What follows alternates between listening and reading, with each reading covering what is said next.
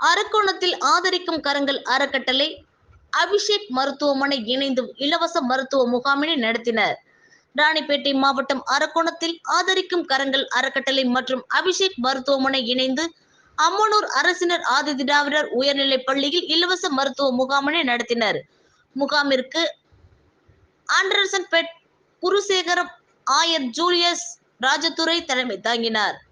செயலர் மலர்விழி லூகாஸ், பொருளாளர் ரத்தினாவதி, மேலப்பாக்கம் திருச்சபை ஊழியர் நியூபிக் பிரான்சிஸ் முன்னிலை வகித்தனர். அபிஷேக் பாரா மெடிக்கல் அண்ட் கேட்டரிங் இன்ஸ்டிடியூட் நிறுவனர் சாது வரவேற்றார்.